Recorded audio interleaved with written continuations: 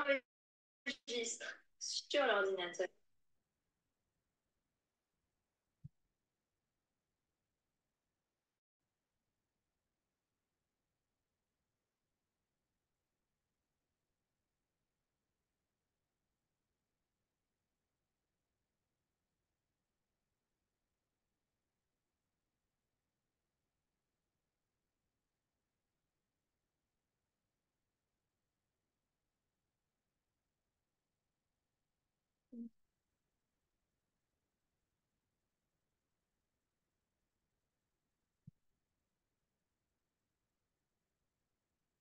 Bonjour à tous. Alors, pour la petite histoire, oui, on était en ligne il y a 2 minutes avec ça y est, ça va pas finir. Sauf que la connexion a été mauvaise. Donc, on va tout reprendre et on va être efficace surtout. Voilà, j'espère que vous allez tous bien. Je vois Elodie arriver et je vais l'inviter. On s'est rencontrés via LinkedIn et Elodie a souhaité embarquer pour Propulsion, le programme d'accompagnement main dans la main. Et j'en suis ravie. C'est un accompagnement qui a commencé, je crois, fin octobre et qui s'est terminé là, fin février. Donc, ravie de t'interviewer, de recueillir ton témoignage post-accompagnement, Elodie. Merci pour ton temps, merci pour ta confiance. Rejoignez-nous pour écouter ce témoignage si ça vous intéresse, le personal branding, si vous avez envie de briller, si vous avez envie de briller davantage, eh bien, c'est le rendez-vous. En tout cas, Elodie, je te laisse te présenter. Donc, merci pour l'invitation. Je suis Elodie Alexander, je suis designer, je suis fondatrice de l'Art Communique, une agence de design de communication en Guyane. Et la particularité de l'agence, c'est déjà l'approche territoriale et ensuite de travailler en co-création avec le client, c'est-à-dire qu'on est vraiment côte à côte pour construire les projets, trouver des solutions innovantes pour booster la communication. Très clair, très clair. Alors, ma question, qu'est-ce qui t'a motivé, en plus en professionnel de la communication, à travailler ton personal branding? Parce que moi, je travaille avec beaucoup de personnes du design, de la direction artistique, de la communication, et je suis toujours assez intéressée de savoir, bon, alors, on sait que c'est les cordonniers sont toujours les plus mal chaussés parfois, mais qu'est-ce qui t'a motivé à toi de travailler sur ta marque personnelle et aussi avec moi? Voilà. Moi, j'adore donner un gros coup de pied à la fourmilière de cette expression parce que elle n'est pas si vraie que ça. Et peut-être que justement, en tant que designer, on doit se donner un peu plus de liberté de communiquer, de partager, etc. Parce que je trouve qu'en général, alors, souvent les designers, on est un peu genre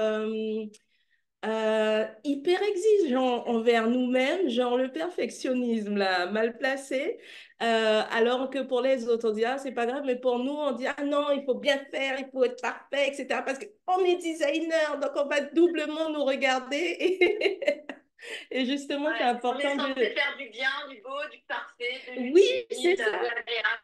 Ah, je me souviens que j'avais vu un podcast avec toi et je crois que j'avais adoré parce que tu avais expliqué dans le podcast que ton Insta, ben, tu t'en fichais, que tu cherchais pas justement à faire les trucs parfaits, etc. Et j'ai dit, oh mon Dieu, j'ai besoin de ça. Ouais, c'est ça. C'est-à-dire que dans mon Insta, je sors de l'aspect corporate que j'ai connu pendant depuis le début de mon parcours professionnel, à travailler les images d'entreprise qui doivent être ultra léchées. Et c'est vrai que moi, mon authenticité, c'est aussi de sortir de ça, de ces règles. Donc voilà, et ça me va tout à fait. Je suis très, très bien comme ça. En tout cas, Donc moi, ça voilà. m'avait séduite et en plus, je me suis dit, elle est designer. Du coup, elle va comprendre où je me situe dans mes propres luttes en tant que designeuse. Et du coup, je me suis dit, voilà, j'ai voulu j'avoue que j'ai voulu être accompagnée par une créative. Je comprends. Ok, c'est très clair. Et Alors, oui, dis-moi. oui, donc ensuite, pour répondre à ta question, qu'est-ce qui m'a amené à prendre la décision? Ben déjà, je remarquais que chaque année, je broyais du noir à chaque fois à la même période. Donc, ça faisait le truc un peu cyclique qui recommence. Je broie du noir premier trimestre. Le trimestre suivant, les commandes ne sont pas top, top, top. Au troisième trimestre, ça commence à remonter. Et puis, de toutes les façons, le quatrième, je sais que le trimestre d'après, je vais broyer du noir. Donc, du coup, ça faisait un petit peu le serpent qui se mord la queue. Et aussi, j'avais augmenté mon tarif. J'avais augmenté le tarif journalier de l'agence, mais avec énormément de peur, avec énormément oui, il faut le faire parce que un conseiller financier m'avait dit que c'était beaucoup trop bas, que j'arriverais jamais, sauf épuisement. Mais en même temps, ben, augmenter les tarifs, ça demande aussi d'arriver sur le marché en confiance, avec, voilà, en débloquant certaines peurs. Ça demande aussi de se mettre aussi dans la lumière, etc. Et moi, c'est vrai que j'avais tendance à faire des vidéos, à faire des choses comme ça, mais à l'intérieur de moi, j'avais énormément de peur. Et ce qui faisait que je le faisais, mais j'avais l'impression d'être en mode faussaire, de le faire, mais que j'étais pas Sans ambition, totalement, en fait, alignée, on va dire. voilà, j'étais pas totalement alignée parce que j'avais tellement de peur là, ça me demandait tellement de lutter pour le faire que ça devenait au final insupportable. Insupportable.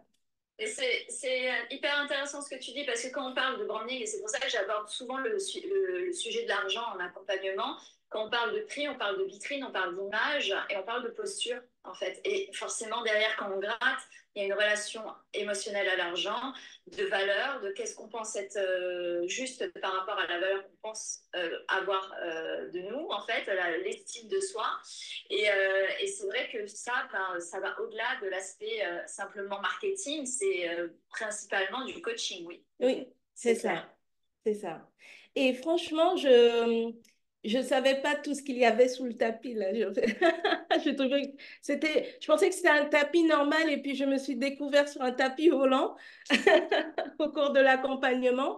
Mais ouais, parce que du coup, j'ai trouvé que ce n'était pas que au niveau, enfin, oui, personal branding, mais du coup, ça avait plusieurs dimensions et pas ce que j'imaginais de ce que c'était le personal branding ou de tout ce qui ça incluait à l'intérieur.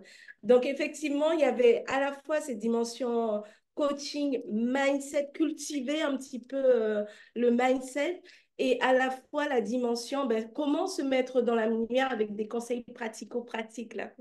Parce que les gens, j'aime bien, Ouais. oui, il faut faire ci, faire ça, et il faut pas faire ci, il faut pas faire ça, mais il n'y a pas souvent le détail de comment s'y prendre pour arriver à, voilà, communiquer Oui, et régulièrement, puis faire des posts, entre etc. la théorie et la pratique, la théorie en vérité elle est disponible partout, mais en fait Oui, en pratique, de manière personnalisée et par rapport à ton cas et ta problématique et ta psychologie, comment en fait s'approprier en fait le problème pour mieux répondre avec sa propre solution quoi. c'est ça.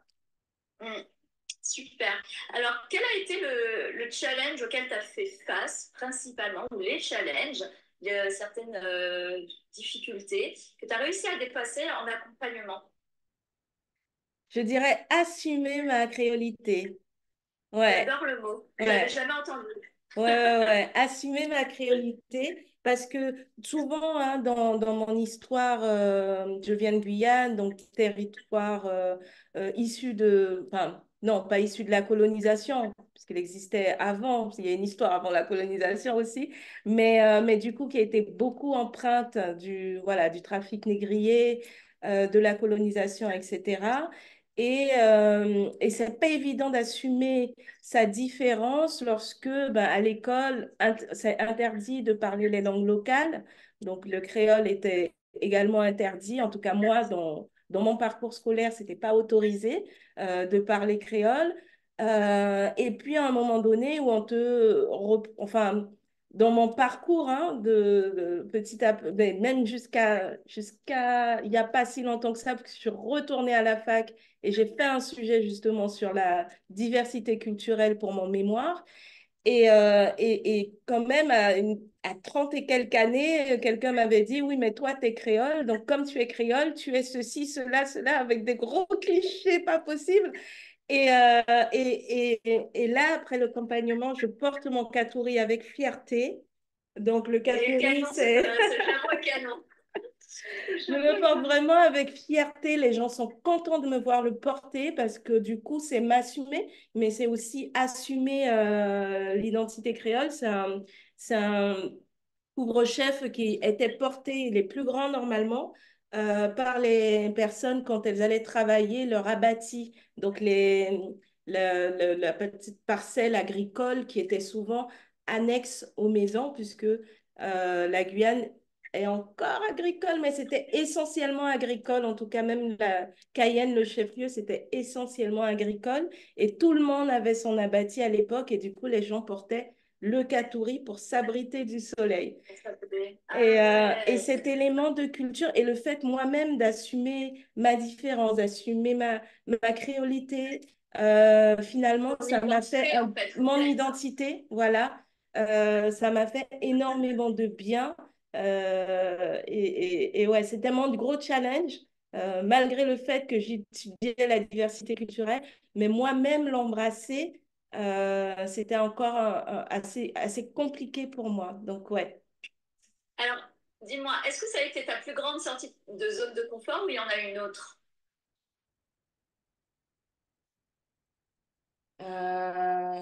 Alors, il y a eu plusieurs sorties de zone.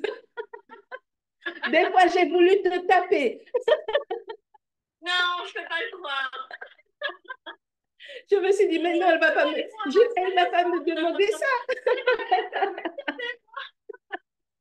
Non, je blague. Je blague. Mais c'est vrai que déjà, d'avoir certaines conversations avec des clients quand il fallait recadrer les choses, moi, les conversations difficiles, j'avais tendance à les éviter. Donc, du coup, voilà, de poser mes limites.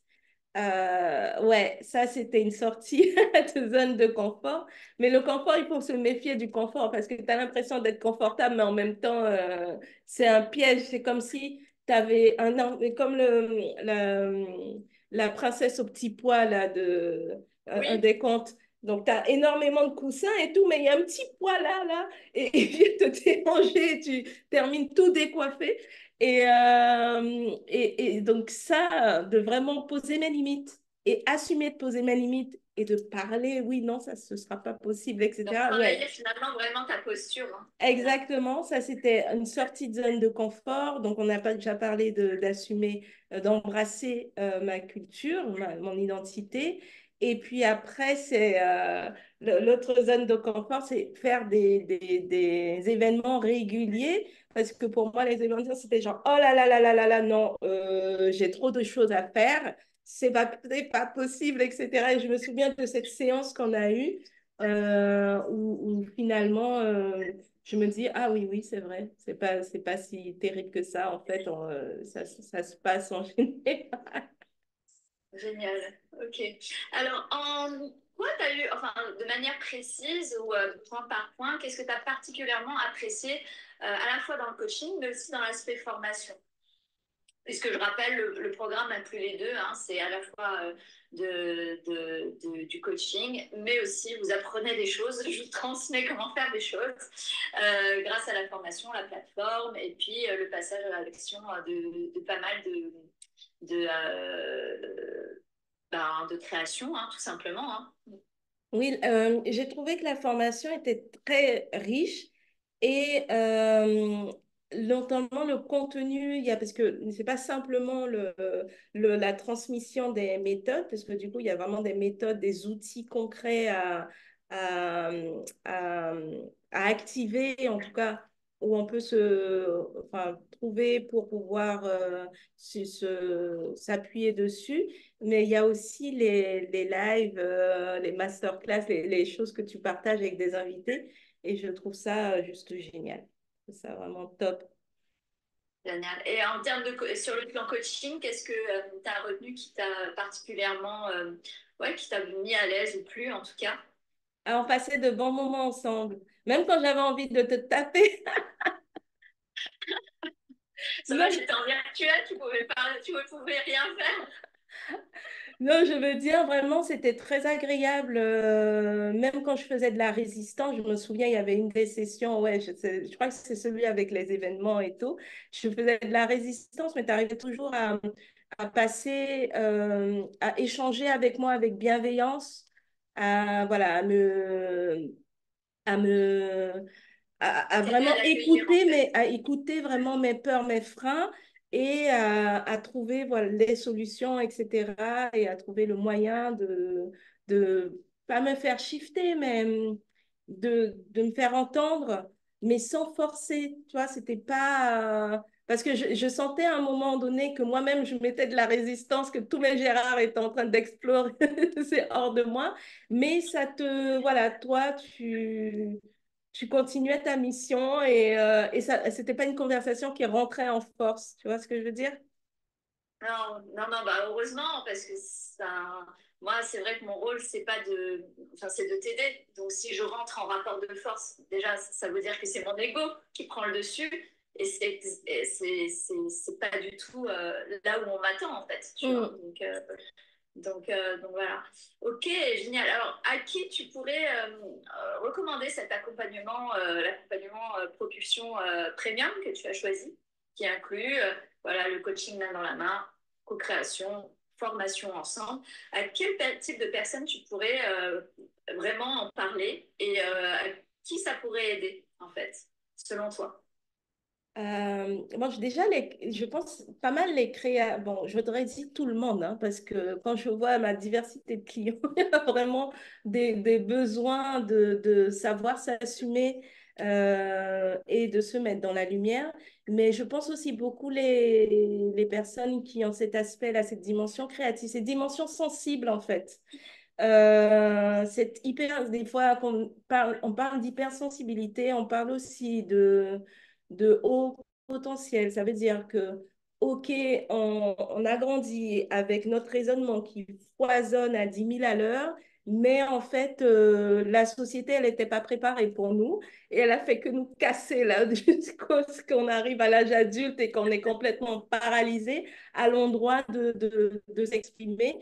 Et là, voilà, les hauts potentiels, les multipotentiels, les personnes hypersensibles, etc., etc. Ouais, et les créatifs, oui, je pense que ça fait beaucoup de bien parce que on a besoin de sortir du conditionnement. Le conditionnement nous De empêche la d'être suradaptation. de Ouais, la de la suradaptation. voilà, de la suradaptation au conditionnement qui nous empêche d'être vraiment nous-mêmes, qui nous empêche parce que voilà, on veut plaire, etc. Plusieurs trucs il y a derrière tout ça.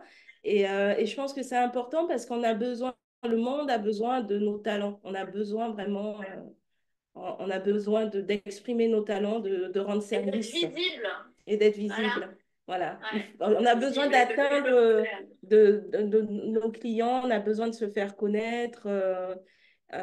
J'aurais dit, c'est pas de l'ego, etc. Mais à la limite, quand bien même ce serait de l'ego, c'est-à-dire que chacun a sa part à faire dans le monde et je trouve tout à fait légitime de se donner les moyens pour y arriver.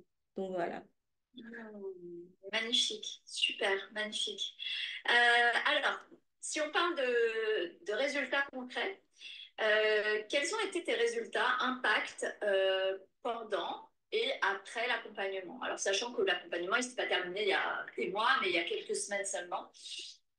Qu'est-ce que tu pourrais partager avec nous sur les résultats? Bon, tout d'abord, au niveau du mindset, puisque comme je disais tout à l'heure, j'avais tendance à déprimer à la même période. Clairement, premier trimestre de l'année, c'était ma période déprime. Voilà. Cette année, je n'ai pas eu, en tout cas beaucoup moins, c'est-à-dire que je n'étais pas paralysée. Quand je parle de paralysée, c'est-à-dire ben, je reste dans l'inaction, je broie du noir tous les jours, etc. Je ne mets pas en place ce que j'avais prévu de mettre en place parce que j'ai trop peur. Voilà. Donc concrètement, ça s'est caractérisé par un dynamisme, par une volonté déjà de poursuivre l'action et encore mieux. Et ça s'est vu dans les chiffres, dans les résultats déjà. C'est la première fois hein, où janvier, février, mars, des commandes rentrent. Parce qu'en Guyane, en janvier, février, c'est le carnaval. Donc, c'est un petit peu compliqué. Ah, Ouais, parce qu'il dure les vraiment. gens sont dans un autre état d'esprit, tu veux dire. Oui, c'est ça, c'est-à-dire que vraiment, les administrations sont à l'arrêt. Et le carnaval dure de janvier à un mercredi décembre. Donc, en fonction de l'année, ça tombe un peu plus tôt, un peu plus tard. Mais le souci, c'est que ben, au niveau de l'administration, les gens ne sont pas toujours au rendez-vous pour signer les bons de commande, les choses comme ça. Et ma clientèle repose beaucoup sur des institutions. Donc, effectivement, ça peut être un peu lourd parce que les projets, certains projets, pas tous, hein, mais certains peuvent être à l'arrêt, etc. Donc, c'est assez particulier cette période. Et je suis partie en vacances sans complexe. Je me souviens. Ouais, on Sans avait eu une séance complexe, parce que de toutes les façons, tout le travail qui avait été fait, ça avait déjà ramené de toutes les façons des commandes et j'avais cette garantie-là que je vais pas rebroyer du noir, etc. Tout ira bien. Et c'est la première fois de l'année que je commence le premier trimestre avec mes objectifs de vente atteints. C'est-à-dire que vraiment, j'ai eu mais j'ai même dépassé hein, en termes de jours. En termes de commandes, j'ai atteint, mais en termes de jours, j'ai dépassé mes objectifs de vente pour le trimestre. Et ça, punaise, ça fait du bien. Bravo, bravo. Ça fait du bien. Bah oui, parce que tes pensées font tes résultats. Donc forcément, si on travaille sur le fond, forcément, ta communication est différente, l'énergie que tu y mets est différente, ton envie de te rendre visible augmente, tu vois. Donc en fait, tout est assez entremêlé, en fait, c'est tout est tricoté. C'est ça, c'est ça. Et il n'y a plus le truc de j'ai pas le temps, parce que aussi c'était ça. Euh, c'était les commandes des clients passent avant, la gestion de l'entreprise passe avant. Alors certes, hein, c'est important les commandes, c'est important la gestion. Et là, j'ai décidé de changer un peu le système. C'est la communication qui passe avant. Parce que de toutes les façons, déjà cette phrase-là que je me suis dite, je ne me la disais pas avant. De toutes les façons, les commandes des clients, il n'y aura pas de problème. Pourquoi il n'y aura pas de problème? Parce que je les rends systématiquement, je les livre. Le trouble de l'imposteur, le syndrome de l'imposteur, il n'a rien à faire ici. Déjà, ce truc-là, Ouais, génial, celui-là, il a sauté déjà. il a sauté complètement. Il a sauté. Génial. Donc, Et en termes voilà. d'opportunités, il y en a eu plus de résultats, plus de sous, C'est ça. forcément, du coup. C'est ça. Pour démarrer l'année, ouais, ouais, ouais, ouais. Ça fait un bien fou, il n'y a pas photo. Ouais. Génial, ok, génial. Donc là, tu as toutes les bases pour continuer en fait. Enfin, continuer en tout cas pour tout ce qui est développement, présence en ligne. Après, le mindset, ça va et ça vient. Donc, c'est toujours bien d'avoir une alerte là-dessus. Mais en tout cas, les bases de ton personal branding, on peut dire qu'elles elles sont ancrées. Elles sont ancrées, ouais.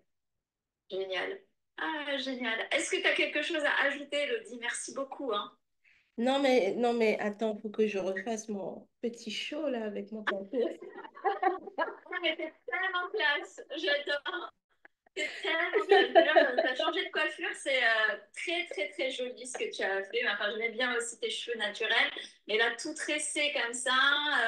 Ah non, mais t'as trop la classe. Non, mais ouais, J'adore. ouais, J'adore. ouais, ouais, j'adore et merci infiniment. Moi, ce que j'ai envie de rajouter, bah, j'étais contente, franchement, c'était un beau parcours. J'avais envie de me faire coacher, mentorer et je me suis sentie comme dans un cocon de bienveillance et vraiment, merci infiniment parce que j'avais envie aussi de me reconnecter vraiment avec amour avec mon entreprise et tu m'as aidé à ça. Ouais, ouais, ouais, ouais, ouais. Ah, c'est vachement chouette ce que tu viens de dire. Enfin, ah, c'est très touchant. Merci, hein. Ah, génial, hein. Génial. Tu as reconnecté avec ton pourquoi, avec ton business. Génial. Ouais. Ok. Bon, bah, écoute, c'est fabuleux. Merci beaucoup. Merci Lucie. Avec plaisir. Je rappelle que voilà, c'est le témoignage de Élodie Alexander. Allez voir son profil, que ce soit sur LinkedIn ou sur Instagram. Et puis, si vous voulez aussi vous faire accompagner, n'hésitez pas à aller regarder les accompagnements dans ma bio ou de prendre rendez-vous. Le meilleur moyen, c'est souvent d'échanger avec moi. Et là, je vous orienterai vers le meilleur accompagnement. Si je sens que je peux vous aider, je vous le dirai. Si je peux pas, je vous le dirai aussi. Voilà, voilà. Bon, bah écoutez, je vous souhaite un bon appétit ou une bonne journée de ton côté en Guyane, hein, Elodie. Merci. Et puis, je vous souhaite une excellente journée et merci pour votre présence, merci pour la tienne et merci pour tout. À bientôt. Merci. Bisous, bisous, à bientôt. Au revoir. Au revoir.